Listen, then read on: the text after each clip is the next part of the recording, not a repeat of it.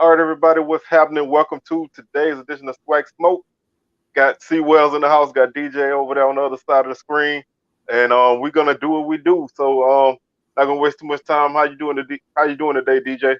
Pretty good, man. How you doing? Oh man, I'm hanging in there, just taking it day at a time, man. Just making it. But I'm here.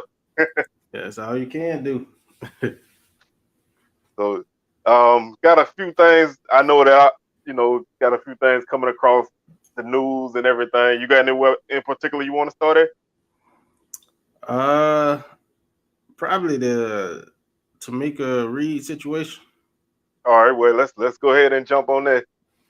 Yeah, I mean, I just, you know how I am when it come down to the whole money situation, the statement Moki made about the money, and it's like SWAC fans or people in general just can't wait for something like that to happen. Like you get a good coach, and it's like everybody just waiting on that person to leave and just trying to figure out ways why they feel like this person is going to leave instead of enjoying them and supporting them and hoping they stay. Stop putting out all this energy about them leaving, because you got to stop the notion that money is everything to every individual. I mean, just because it's what it means to you don't mean that to the next individual. You know what I'm saying? So I think we got to stop that notion that everybody can be bought because everybody can't be bought. Yeah, I mean I agree. Before I answer that, Los J in the house. He in here representing early with his TSU flag going on. What's happening, man? But I agree. When it comes to, I think one thing a lot of people do need to realize is that people are gonna the more success you have, people are gonna come after your coach. That's just a mark of that's honestly a mark of success of your program. If you don't have a good coach, nobody gonna be interested in them. So you kind of have to get used to being in that realm. But like you said, it's not always about money. Some people want to build a program. Some people want to maintain a program. Some people want to stay somewhere where it's comfortable for them to be. And I think we have to be careful, like you said, of pushing people out the door. Just waiting for that other shoe to drop, so we can be like, oh, I told you so. But on the flip side, also, I think people need to be aware that, like I said, people are gonna come for your coach. If you have a good program and you successful, then those schools are gonna come after you. So you can't you can't look at it as a negative because people are interested in your coach. You just have to be aware that if it comes down to it, you may not be able to keep them, but you may still be able to keep them because, like you said, everybody's not chasing money. So it's a delicate situation, but I think it's something that a lot of people have to get used to being around because it happens all the time. It does, and the thing about it is like I was saying, don't be that fan base that's just assuming that that coach is gonna leave. You know what I'm saying? I want to see a fan base that's like not even entertaining that talk necessarily, but pulling together to make it a little. If you feel like money is what's going to drive that individual, make sure you're supporting the university and that program as much as you can. You know what I'm saying? Stop sitting back running your mouth and put some money out there. If that's what you think drive your coach and what's going to move your coach, you make sure your coach is paid. Exactly. I mean, you have at some point, and that goes for everybody. At some point, you got to kind of put your money where your mouth is because you can't have it both ways. You can't worry about money or talk about we don't have this and we need to be comparable to other institutions, and then at the same time you're not reaching in your pocket and pulling out anything. I know a lot of people don't like to hear people asking for money or anything, but if you want to achieve that next level, and I'm not talking about Power Five because that's a whole big gap, but there's another level in between that's attainable, but you have to go in your pockets and make it happen because that money not coming from nowhere else. If you Right. if you if you want to do it, it's not coming from nowhere else. People, and like I said, I'm not saying that we need to be to this level, but people talk about the money LSU and all these schools get. Well, LSU got the Tiger Athletic Fund, the TAF. You have to pay a fee just to get season tickets, and I'm talking thousands of dollars. Florida do the same thing. A lot of those, so you have to put money up to get even get season tickets, which that money goes into paying coaches and all of the other stuff. So we don't have anything like that. So if you want to do that, you do have to cut a check somewhere. Yeah, that's about all I had on that. But it just get irritating because it's the same talk with Coach Prime and all that crap. It just let them people decide what they want to do. I mean, it ain't up to us to assume what they want or what they thinking. Just support them while they're there and make it comfortable while they're there. If you like that coach, and going on. Yeah, and I mean, like, all coaches, at least in the modern era, they're not here for a long time. So you have to enjoy your coach while you have them. Um, like you said, a lot of people, want to push Coach Prime out the door, so they can say, "See, I knew he wasn't gonna stay long." But then you have to look at it. If he leave, and I don't want to get too much on the tangent of him, but if he leave, then a lot of what we want is gonna leave. So you need to be careful what you're asking for. And like the comments say, if they leave, they leave. I mean, you can't make somebody stay nowhere. Right, right. If they want to leave, hopefully, they leave on good terms and they leave your program in a good spot to where you can continue the success that they built. But just don't actively be looking for somebody to leave and waiting for the other shoe to drop. And I don't think that's a good way to be a fan. That's just, kind of counterintuitive to me. So you kind of want to enjoy what you got and take the ride wherever it takes you. And after that, let the chips fall where they fall. Now, speaking of that, can you confirm that Devontae Kincaid is part of Grambling staff? I can't confirm, but I have a suspicion. Dude has been active at Grambling. He was up there. I think he had a camp this week. I know he was at practice the other day. I don't know if anything's been official, but I do think he's worked with the program in some aspect because he's been spending way more time, at least publicly, way more time at Grambling than he has in pretty much in as long as I know. Okay, yeah, I was trying to see. I see a couple people kind of saying he is, but he haven't said that. I haven't really seen any confirmation. I think it would be nice, and I like that possibility of that move, but we'll see. Yeah, I mean, I think if he, I think if he is, it's a great move because that he loves SWAC football, so he gonna, he gonna whatever position he takes, he gonna put his most into it, and he got a lot to offer to a team. So I would welcome a guy like that being in because he's hungry and he wants to work with guys. So whatever position he has or whatever he's doing, I applaud him, man, and I hope he had the most success that he could have. Right. I think that's about all I got just off the top of my head.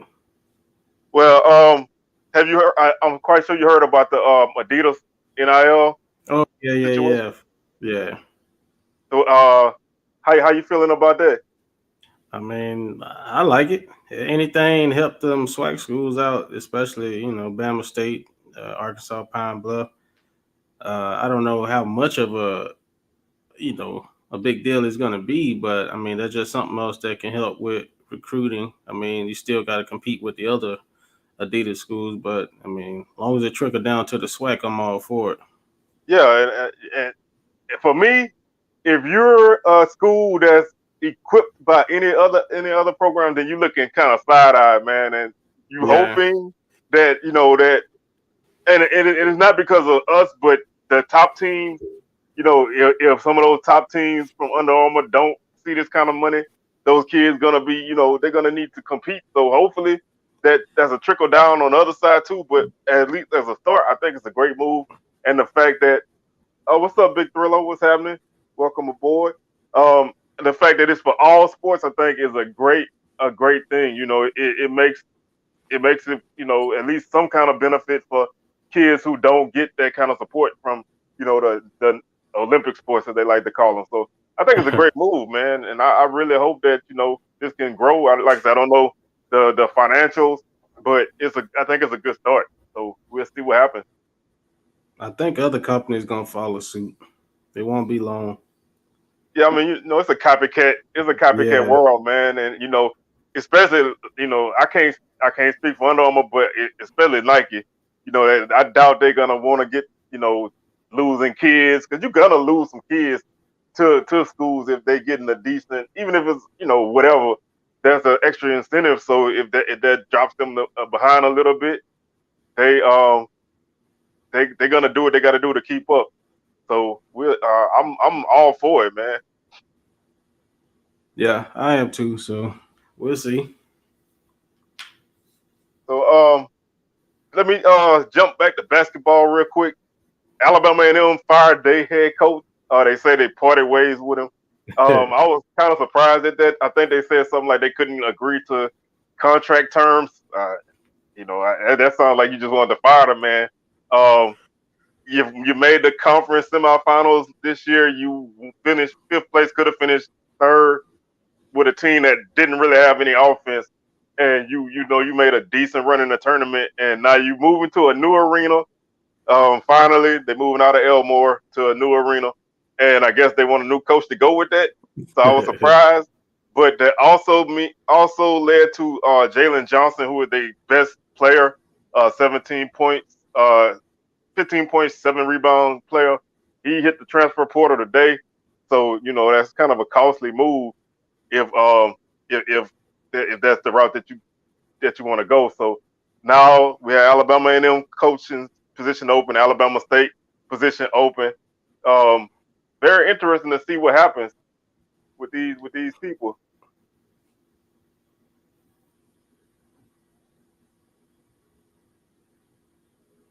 So we got a comment said that they staying in Elmore. I thought they was moving out of there, but I guess not. But um, one name I've heard a lot about the Alabama State job is Mike Davis. I know I know my TSU people might have something to say about that, but I don't know. I don't know if that's a move that they're gonna make, but that's a name I've heard more than once about that position. So they lost a female too. Well, that was Alabama State had a female transfer today basketball. Yeah, the freshman of the year, I believe. So Yeah, that's man. The portal is something, man. yeah, it's crazy, man. Can you like keep a program, you know, stable with that?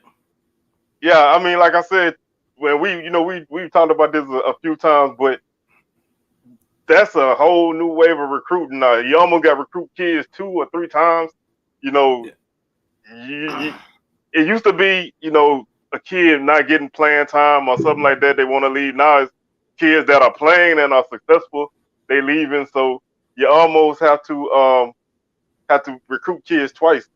And Los J say Mike Davis still at Detroit Mercy, but I mean, I guess if Bama State want him, they gonna have to cut a check.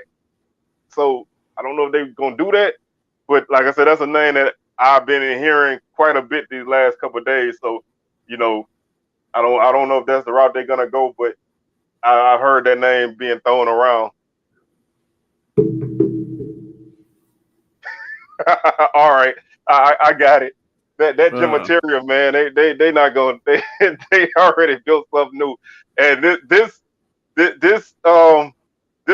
this is crazy, man. I think A&M is finally moving out of that that that place, man. It used to be a tough place to play. It's not so much no more. They might lose whatever mojo they have if they move somewhere else. So, um, wish the Bulldogs the best. Everybody knows they were called the basketball school back in the day. well, you got anything else on basketball? Um, not offhand. I mean, if something else pop up in the flow, then I'll throw it out there. But no, I, I was gonna speak on. I heard that James Houston had a pretty good day, pro day. I know we had talked about him last week. Of why it got quiet on him, but supposedly he had a good showing. yeah, I heard. 39-inch vert. They say up to 245 now. Yeah. So put on 20 pounds. They say, he looking good. So I mean, obviously, whatever, quiet period he had, he's trying to really make it happen now. So I think he really getting a lot of attention from people. And, a lot of people are impressed with, with the progress he's made. So I think this pro day went a good way in helping him. I know, I think I heard Al Young ran like a 4.49, I believe it was, one of their defensive backs. So I Yeah. think that was, a good effort for guys to get another shot at getting this attention. Speaking of the pro day, how do you feel about the situation with only 20 out of 32 teams showing up? Man, honestly, I mean, I think it was, I guess, normal. I think 20 to 22 was actually good for what they normally get around most SWAC schools or FCS schools, period. Do I like that Prime is calling them out? And, do I feel like the Prime effect went into effect? Yeah. So I do like that. I like the fact that he putting pressure on them, but I think that was about normal. I don't think it was anything out of the ordinary. Yeah, I mean, I don't think I would say any other situation. That's like a great number of people, number of teams being represented, and because of his coach Prime, then yes, I think a lot of people expected everybody to be there. Whatever reason teams weren't there, I thought he did the right thing in I think he did the right thing in getting people's attention and putting the names out there.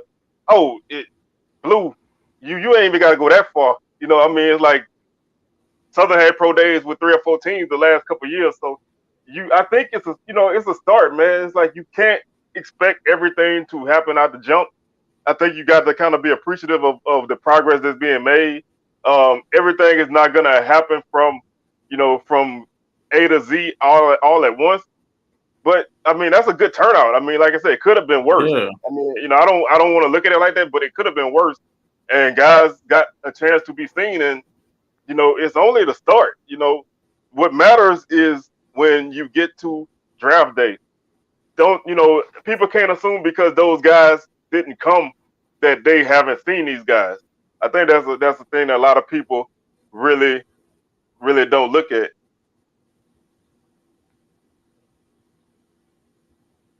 Yeah, which Yeah, is a fact. That's why I that, feel like, that's 100% fact. I mean, and it's a no lose situation if you coach Prime. You're not gonna lose anything by bringing it up. You're only gonna make more people pay attention.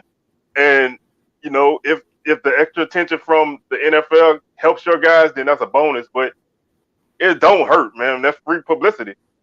People talking about JSU Pro Day. People talking about what he said. So it keeps you in the relevance. It keeps you in the spotlight, so to speak. And as great as teams are, like you said, North Dakota State, James Madison, South Dakota State, those teams don't get those kind of numbers. Most people don't. So to be able to pull that, I think it's a good number. I don't think it's a bad thing at all. right. And I like the fact that they kind of did it all together because if they'd have had separate pro days, I don't think they would have turned out that many. So I like the fact that he, looking out for not only the SWAC schools in the state, but I look like I seen some Mississippi College and some other smaller schools within the state. So he ain't being selfish with it either. Yeah, I think it was pretty much every FCS and below Mississippi Yeah, team. So if you want to look at it in terms of individual day, Mississippi College is not having a pro day. If they right. do, it ain't drawing many people. Millsaps is not doing that. Hell, Valley not pulling a good No, crowd. So you might look at 20 or whatever the number is at JSU, but you also got to look at that 20 is also looking at Valley guys and Alcorn guys. They're not going to get those numbers at day school. So it's a plus regardless of the number. Facts. Oh yeah, you got to play. You got to play the court of public opinion. I mean, it's a no lose. I mean, there's no way he can lose because number one, he didn't say anything, controversial. But so he don't have to worry about covering his tracks and nothing like that. He just said, y'all need to be there, and if y'all over here, I don't want to hear you say nothing. So he said it in the way that he say things, and he made a point, and people talking about it. So I mean, there's no lose. There's no lose at all. Yeah. So we'll see. When is Southern? April 1st? That's pro day is April 6th. April 6th. Yeah, 3 o'clock. That's Man, what, they're pretty Wednesday. far off. That's a Wednesday, I believe. Yeah, I hope them boys can perform, man. I hope Skelton get his time down. Yeah, I'm looking forward to hearing what happens there. I think they got a couple guys who at least got a good chance of making a roster somewhere. A guy like Chase Foster, I wish he was a bit taller. I mean, he only like 5'7", but that's gonna hinder him. But being able to get maybe a decent amount of scouts there can help. Speaking of SWAC guys, and this is kind of jumping off for this topic, but your boy Terrion Armstead got a nice bag from Miami, and Yeah. Danny Johnson just re-signed with the Washington Commanders. I hate that name, but so there was a couple SWAC guys that they went different routes, but they both still still sticking in. So it's the success is there. People just really need to realize the success can be there. Oh yeah. And I want to touch on that comment about Prime may take some of his players to the draft.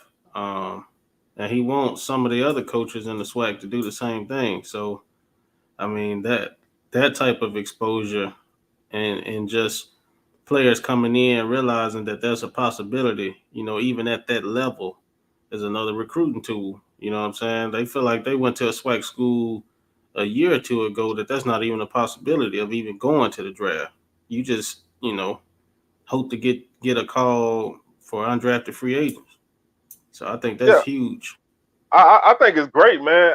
Because I think that like they say, you want to be successful, you got to surround yourself with success, and having guys be able to go there and see the process, see what it takes, you know, and also being around that kind of element, push your name out there, it's that extra little boost, man. People can say, okay, I heard this guy was at the draft, checking it out. I want to see what he does this upcoming season. And that's an extra boost. And with the NIL and everything, man, it's about building brands as well. So just getting yourself out there, man. There's so many avenues that can be attained. So I like it, man. And these are the things that I like that what he's doing, and I like that because he's doing it. Other coaches realizing that, hey, we need to do something similar. We may not be able to do everything that he can do, but we need to do things the way that we can. So that's the kind of stuff that I like, and that's that that rising tide raise all boats situation. But you got to have a boat in the water. So if you don't try to get anything, then you're not gonna get anything. Yeah. Uh, Jamie G talking about that. What 5 year? Was it 5 years? 75 million? Oh yeah, that's a nice bag right there. Woo. Yeah. You can't beat. You can't beat that. That, Right. that's a bag, and That's a I'm bag. happy for him, man. And like you got that's that's the kind of thing that people need to look at. I mean, this is a guy that been grinding since he been there, and it's paying off. I mean, it already paid off, and it's just multiplying. And one of the guys coming through the next couple years can be that kind of guy. I just think that we need to put out that we do have talent. Um, and I think that guys being successful at the next level will help. Because that's where a lot of people measure the success of your league, which I don't think is fair because everybody can't make the NFL. So saying that you don't put a lot of guys in the league as a small school should not be an indication of whether you got talent or not. But some people, that's the way they view it. Right. And I think we only got two in there right now from Pine Bluff, the punter Jamie Gillen and Big Armstead. But I mean, they're two current players in the NFL, so that's pretty good. Yeah, I mean, and current guys, they haven't been out that long, so both at valuable positions, which is a key. If you can find that avenue to get your foot in the door, that helps a lot. Danny Johnson kind of did the same thing. He kind of came in as kind of a return type guy, getting some snaps at defensive back. And, now he ended up starting a couple games. And, the guy's a worker. And that's the kind of thing that you need. So hopefully, we have a few more of those guys that can come through and make some waves, in the near future. I challenge everybody to kind of like get abreast of the current SWAC guys that are in the league. So when you are educating young people, or just outside fans, or even SWAC fans who don't know, share that knowledge with them. You know what I'm saying? Know who's in the NFL from the SWAC that's currently playing, so we don't always have to just rely on players that played 20 years ago. We can talk about the players we got in there today. Yeah, I mean, because if you look at it, I graduated high school in 1994. Steve McNair, was tearing up the SWAC when I graduated. That's old school now. It's like people need to realize when you talk about Jerry Rice, I was 6 years old when Jerry Rice was playing. You probably wasn't even born yet. Walter Payton, all that stuff. The longer the time goes, just those guys are legends. But the time it grows, and kids need that. They need that here and now. So if you can have a guy that has some level of success in the current era, then that helps a whole lot more than just saying that these guys made it. So I think we just really need to do a good job of promoting the guys that are being successful and the guys who are on rosters. Period, because being on a roster is a good thing. And don't people always kind of look down on practice squad guys, but hey, those guys are still they still making money. I mean, they might not be making big money, but they still achieving a dream. So I think you should support all your guys, regardless of where they at right now. Yeah, like Los J talking about Alabama State. They had that tackle to win the first round Oh a couple yeah, of years ago. Titus Howard. Titus Howard, yeah. So yeah, I mean that's the kind of thing, you really. Hey, that would be big for Coach Reed. If she can run it back, man, that would be nice. And I mean, and they already got the transfer coming in, I think. So that she's good. She don't have nothing to worry about. Everybody else got the. That's bad news for everybody. Everybody got to kind of recruit and get on her level, or at least comparable. It was only a couple of teams in the league that could even go somewhat toe to toe with JSU. They all had flaws that cost them those games, but you have to be able to compete. You got to be able to knock them off. And so if she is bringing in people that are bringing back people that know what it takes to win, because they have a 20+ game SWAC winning streak, then that's just trouble, man. That's a scary thing for the rest of the league. Yeah, and they bringing in I don't know how great she's gonna be as a freshman, but Shalomi Sanders coming in. Oh yeah, so I mean, they she making it happen. Like I said, she's the least of anybody who's worried as far as her program, and that was I realized that before what they did the year before, when they kind of ran through Alabama State, who was the top dog for a minute. So she's staked her claim. Everybody else is gonna have to really, really kind of step it up. So I like what some programs are doing, but right now it's a gap. I don't know how big it is because we need to see what other teams do, but it's a gap that gonna have to be closed because she's not gonna let you close it. So you're gonna have to try to find a way to close it because she's just not gonna sit back and let it happen. I wonder who the candidates are for TSU women's to replace Cynthia Cooper. Yeah, I mean, those some big shoes to fill, man. So hopefully, they make a smart hire and keep that program growing because they had some scores, man. I really like their team. They had some young ladies that could really get the ball in the basket. And they gave JSU a run, and it's just the top half of the league was pretty good. The bottom was just dismal. I don't like to pick on teams, but the bottom half of the SWAC it was ugly. Talking about the head football coach's daughter? Yeah. Clarence?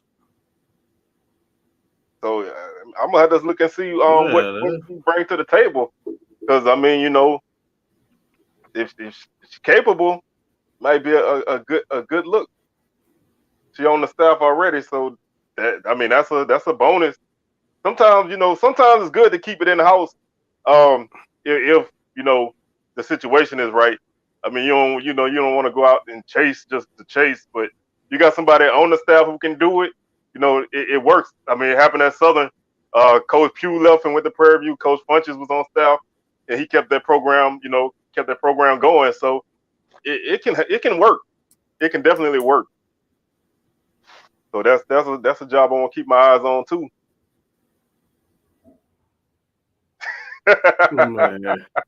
Oh, Jamie G, boy, you a fool, boy. Hey, if she want to get back to Texas, she can go up against JSU every year. Yeah, I was actually I remember when they came to Baton Rouge, I was trying to see. So that's a good look also, Didn't he have a son there too? Yeah, I thought he did have a son there. I don't know if he's still. Where he at? Yeah. I like I said, that was one thing I was looking when I went, I was like, okay, where these O'Neal kids at? Yeah.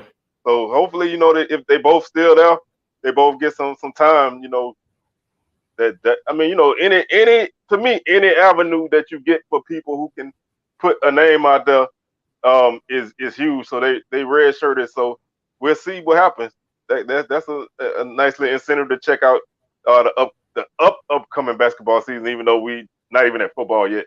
But I mean, I love basketball, man, and I love football, but I always still look. I try to keep my eyes on basketball no matter what. He redshirted, so he'll be available to play this upcoming year too. And TSU got some holes to fill, but we'll see what they do.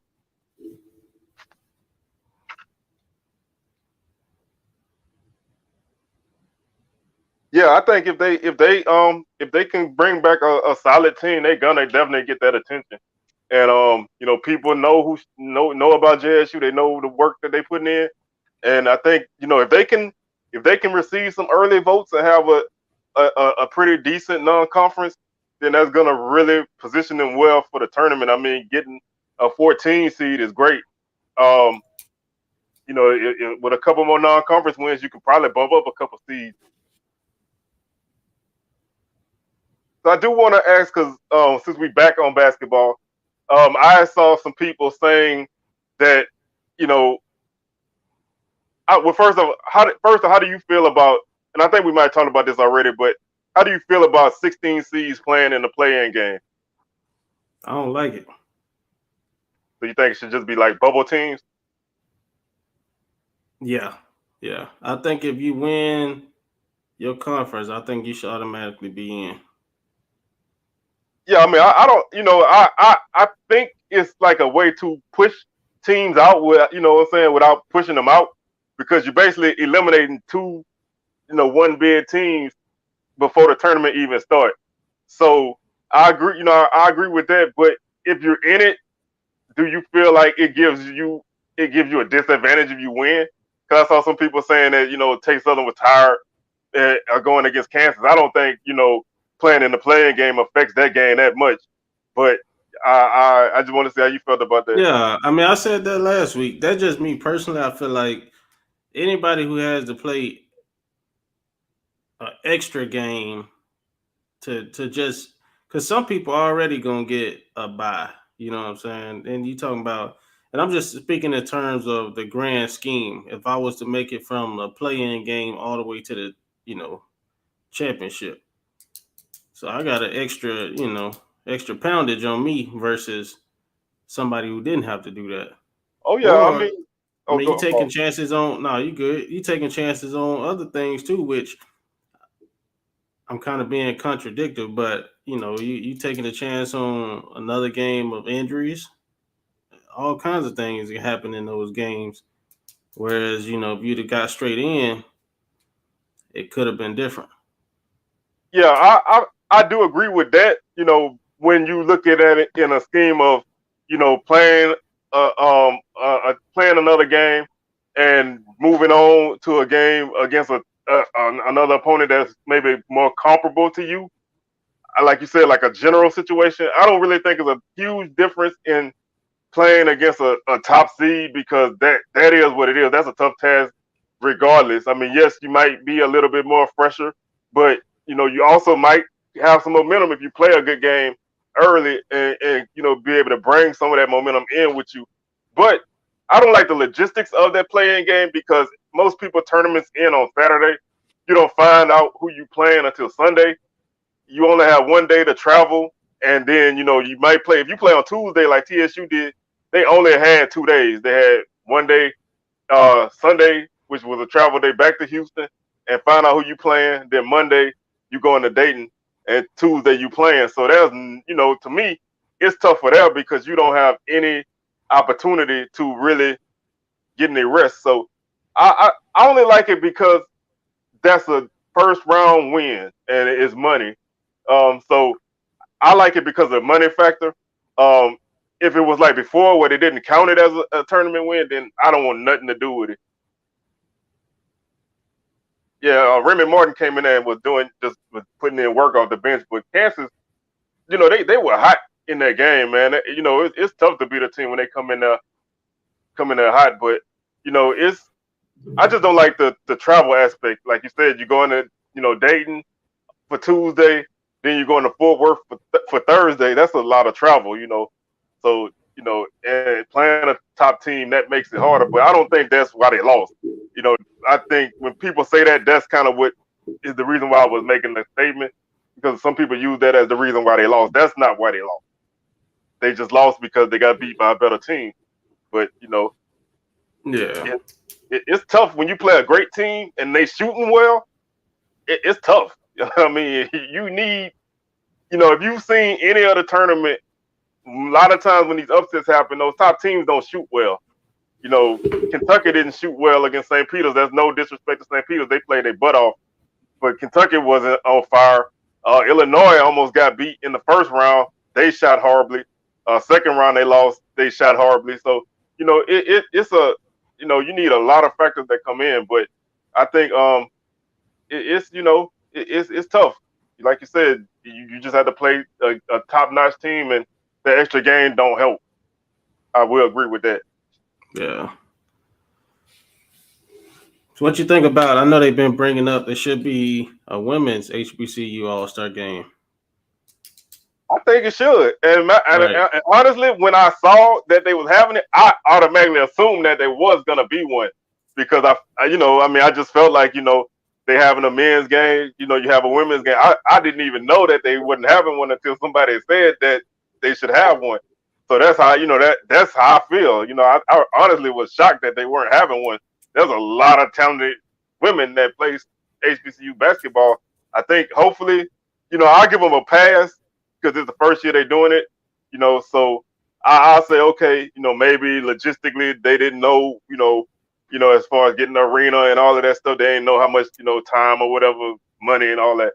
But hopefully, for the next year and beyond, then I think they should definitely do it. I don't know if maybe they can do it.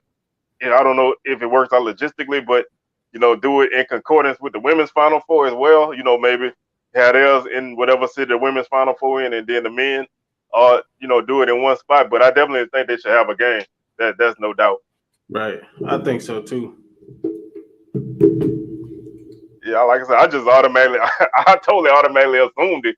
So I was looking, I was like, well, people get to see 2 basketball games, and then I found out it was just one. So I'm glad I didn't go there with that mentality because then I'd be like shocked, like what happened.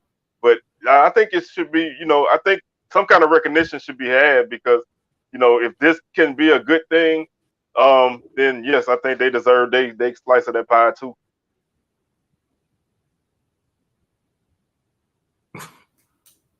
Bro, somebody is wilding.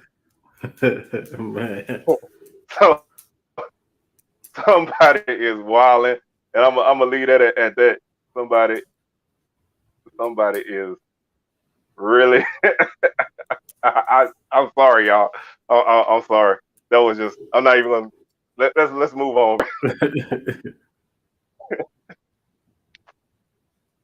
Whew. Are you planning on going to that game? Moving That's on. the first weekend in April, right? Yeah. Not sure, man, because I plan on being back in the state, the following weekend for the Southern Spring game. So I don't know if I'm gonna swing all them Louisiana trips. Yeah, I think I must sit it out. We doing a couple NBA games these last couple of weekends, so I'm be in New Orleans twice in like the next 3 or 4 weekends. So I think I must sit it out, and hopefully hopefully it's something that grows. Like I said, I just think that um, I like the avenue that is going, and hopefully it works. I don't know if you're gonna have a really good turnout, but that that's just I hopefully that and Legacy Bowl can be a good avenue to grow HBCU sports, and hopefully we get to do the same thing with baseball too. I know Yeah, I know all y'all not baseball people, but I I think they had something like this already though for baseball. yeah, and they've been trying to do multiple different things with baseball. Yeah, They tried the little postseason deal between the MEAC and the SWAC that they never were able to play. Um, in between the NCAA tournament. Sometimes with teams pulled out because they didn't want to really catch them L's from SWAC teams, and sometimes it was with weather. And one year was just the promoters, which that's a topic for itself when you talk about promoters and anything HBCU. So that that's always a dicey situation right there. But I think that's something that they've tried, and hopefully it's something that they can continue to really work on. I think that's a good idea. Yeah, I like that, man, because I feel like we need winnable non-conference games. I mean, if you can luck up into a tournament hosted by South Dakota, some team like that, and you got an opportunity to win it, then that helps you a lot. I get the money game aspect. I totally get it, but I think that we need more winnable non-conference games. We need to be able to go into conference play with better records, um, because that's a perception thing right there. When you look at the SWAC heading into conference play, and everybody but maybe 1 or 2 teams is like 1-7 or whatever, and they haven't played many home games, then yeah, that's not a good look. But I like that, man. Hopefully somebody can think about that idea because that's a money maker. Um, you people, people would. I think people would turn out to something like that had a lot of teams, maybe 8 or so teams who want to, have everybody got an equal chance of winning. So I think that would be a good idea. And I mean, I don't know who we got to talk to. Maybe we can all put together some money and make it happen. I, maybe we can maybe we all can kick in and rent a gym for the weekend. I think we asked this before. I want to know how can we make the SWAC tournament a bigger deal as the CIAA tournament? Well, first off, the CIA tournament is like I've heard that in recent years it ain't been as big as it used to be because they moved it to Baltimore #1. But CIA tournament is like years and years of growth, and events and everything. First off, I think you need a stable place to hold it. And two, I think you need a centralized location. That's, to me, that was what made the CIAA tournament what it was, because it was played in the same place every year, and it was somewhere that everybody could get to, and it was played in a period of time where everybody can get the. I don't like the. I mean, I get, because of when the championship game needed to be, but I don't really like the tournament starting on Wednesday in Birmingham. Nobody's taking off work to go to that game, even if you live in the area. So you're looking at your first round games not drawing anybody, and your second round games may not draw very many people, but they might draw better. And your best teams are the teams that are furthest away. So I think you need to be able to have it somewhere where people can turn out and, you know, closer to your better teams. I think that's number one. So do you feel like Jackson would be a centralized location? Yeah, I think Jackson. I know a couple years they had it in Biloxi. They got a nice arena with, that can fit a SWAC crowd, tournament crowd, somewhere like that. I mean, New Orleans. I don't. They got the Lakefront Arena. Or if you feeling froggy, they got Smoothie King, whatever they call it. But Yeah. I mean, somewhere like that, that's a decent drive for everybody, because if you look at it, New Orleans is like 4 or 5 hours from Tallahassee. I mean, Daytona's the outlier to everything, but everybody is close enough to there to get there. Or like you said, Jackson is pretty much the center of the SWAC. So I Yeah. think somewhere like that.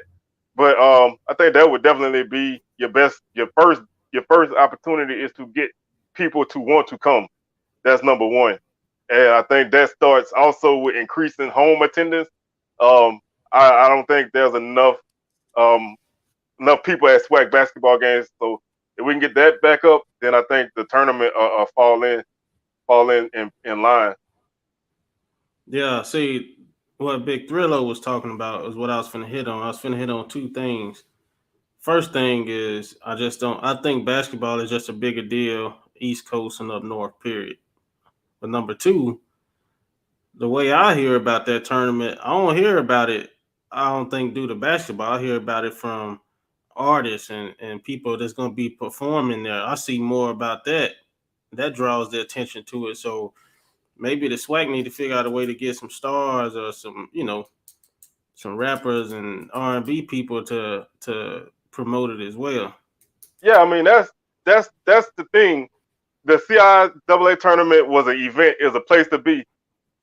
Every year I can tell you who won it, and that's no disrespect to them, but I can tell you that I don't know if he still comes, but they used to have a guy called Mr. CIAA that showed up in these loud suits every year. And that was something that people went to the game to see. You went to see what he showed up in. So Yeah. I can tell you about that. I can't tell you who won, and that's, like I said, that's no disrespect to the teams, but that goes in line with that. That was more of an event than the basketball.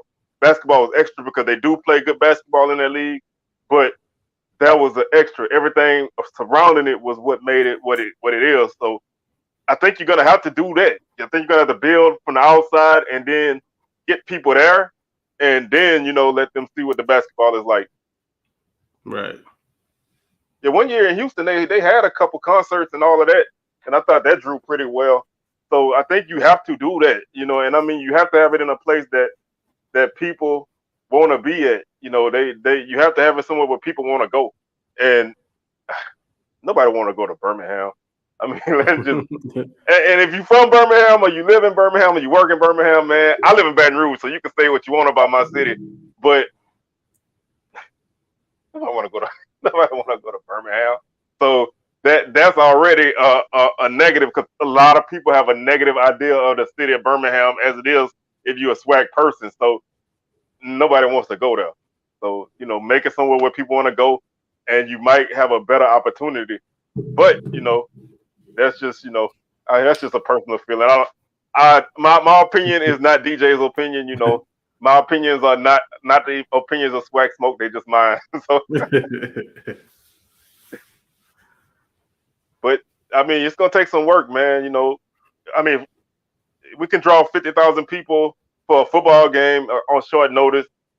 For a championship game with you don't know who playing until the week of the game or 2 weeks before.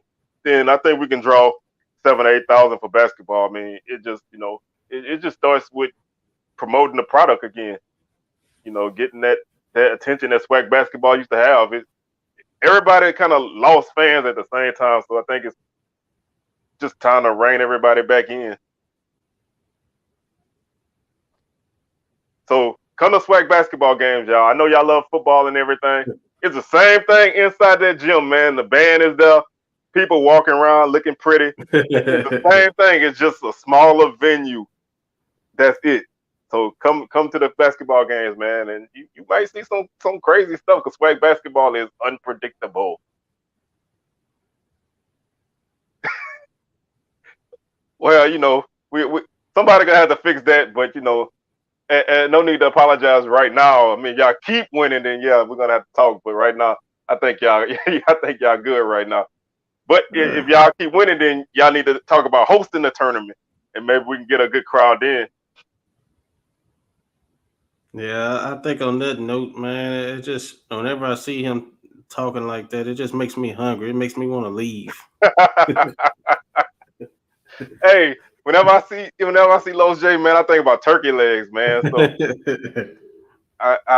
yeah, it's always about that time. But one more thing before we get out of here. How do you feel about the top seed hosting the tournament? Kind of like what we were doing with football. I think they should do that. I honestly think that'll draw more people than the Birmingham thing. Yeah, I mean, if you look at a lot of the smaller, conferences that are on our level, they typically all do that. You have that, the home team host. You draw a pretty good turnout. Now, the only thing that is if they lose, are people gonna come out? But I think for what we're trying to do, I think that's the best move, man. Because if you look at again, that's football. But if you look at the SWAC championship when it was on a campus site, and technically, well, I mean, the game was in Jackson, so that's a home site. You get more people, you get a better atmosphere, and that's what you want to put on TV. So,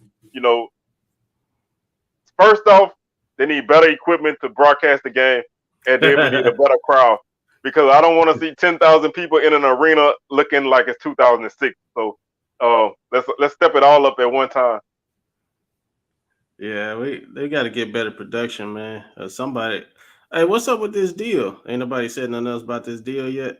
No, I haven't seen anything else, man. I'm gonna keep hunting because I'm a financials person. I love to hear news, but then I want to also hear what else goes with it because that press release always sound good, and then you start to get more details trickling in later. And you're like, well, that's not as good as I thought. Right. But I'm hunting for it, and hopefully, we find something we'll be able to talk about it a bit more. All right. Well, that's gonna do it for us, y'all, man. We're gonna go ahead and get on up out of here. Neither one of us really ever eat before the show, so usually about this time of the night, we hungry. So we about to get on up out of here. But if y'all want to keep the show going, y'all can DoorDash us a meal, and we'll keep on going. But yeah, DJ got to go eat, and I got to go see. I got to go get my meal on tonight. So we'll be back next week, man. We appreciate y'all being here with us, and we'll holler at y'all next week. All right. All right.